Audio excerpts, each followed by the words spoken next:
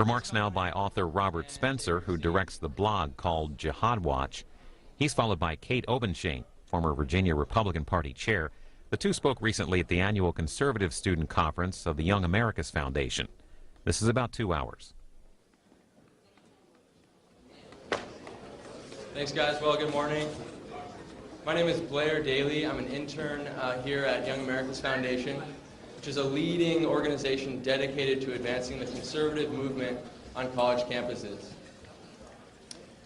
If you'd like to take advantage of the resources provided by Young America's Foundation, please go ahead and contact us by phone at 1-800-USA-1776 or on the internet at www.yaf.org.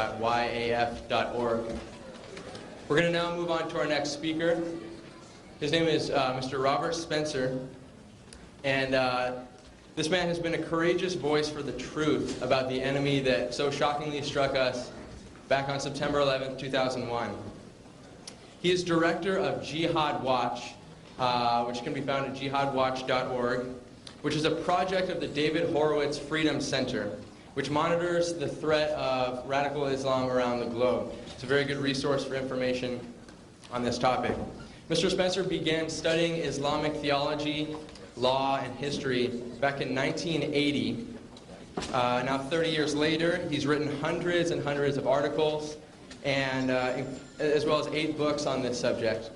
2 of these books are New York Times bestsellers, The Truth About Muhammad and The Politically Incorrect Guide to Islam and the Crusades, which debunks such politically correct myths as the Quran teaches tolerance and peace, and the Crusades were an unprovoked attack on the Islamic world. Next month he'll be releasing his next book, which is called The Complete Infidel's Guide to the Quran, which would be an excellent resource. It is obvious he's an expert in his field, and as such he's led seminars on Islam and jihad for many sectors of the U.S. intelligence community, including the United States Central Command. Mr. Spencer is uncompromising in his determination to make the truth known about this real and dangerous threat to the existence of the American way. I ask you to please warmly welcome Mr. Robert Spencer.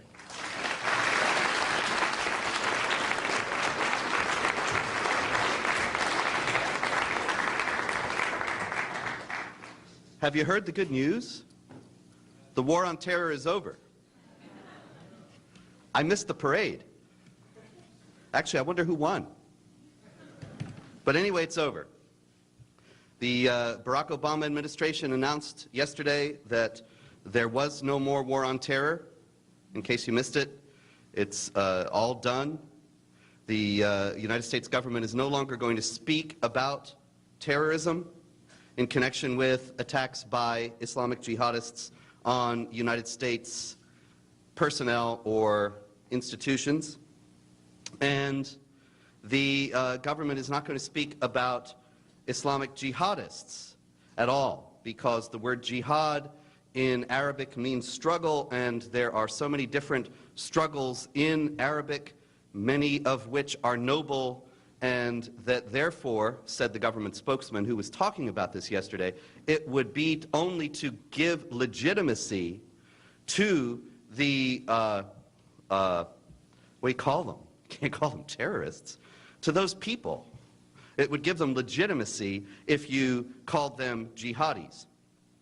Now, there are a number of problems with this, and one of them is that that means that the only people who will be calling them jihadis are the jihadis themselves.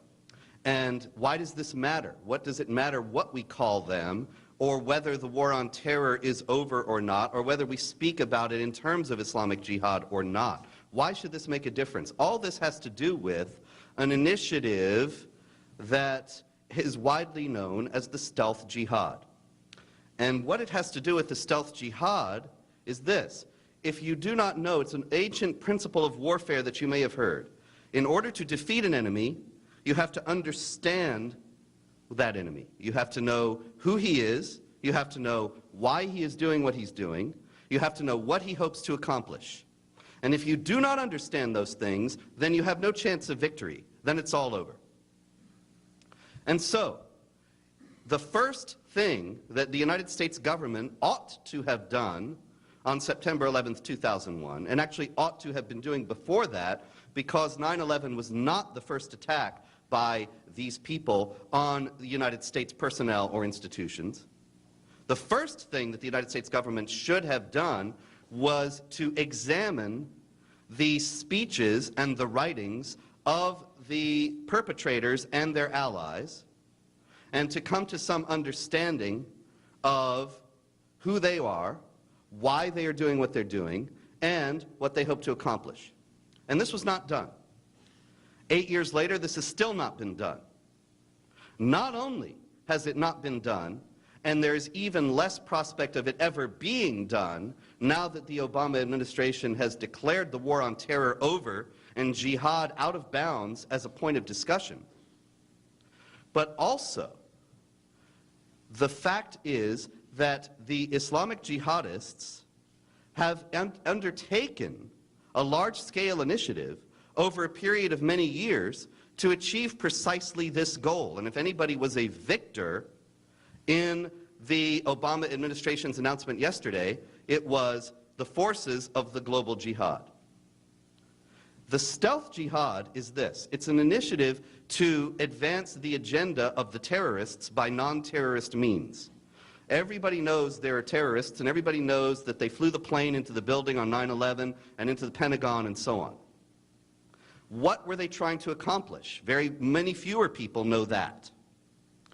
But if you look at the writings of Osama bin Laden and other people like him, it becomes very clear that what they wanted to do was weaken the United States, and what they still hope to do is weaken and ultimately destroy the United States, and ultimately replace the free constitutional rule that we enjoy, or still enjoy to some degree, in the United States with Islamic law. And Islamic law institutionalizes discrimination against women, discrimination against non-Muslims, and extinguishes the freedom of speech, the freedom of conscience, and other things. And this is the vision of Islamic law that they are actively working to replace the U.S. Constitution with.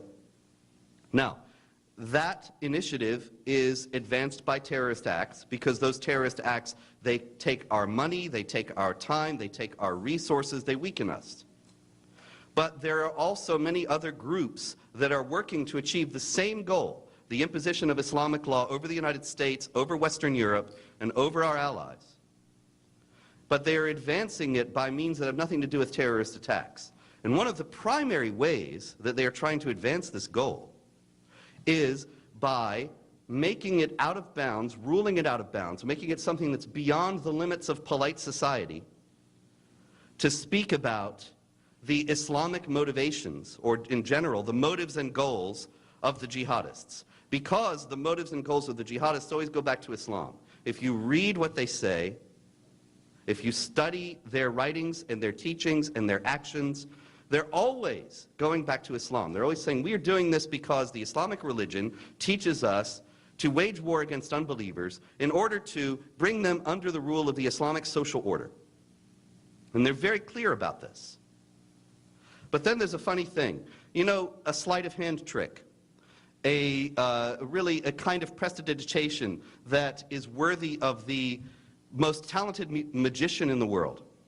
The trick is that the Organization of the Islamic Conference, which is 57 Muslim governments around the world, the largest voting bloc at the United Nations right now, is undertaking an international initiative at the United Nations and elsewhere to pressure Western governments to criminalize what they call Islamophobia, to criminalize essentially criticism of Islam. But what's criticism of Islam by their definition? It is speaking about the motives and goals of the terrorists, because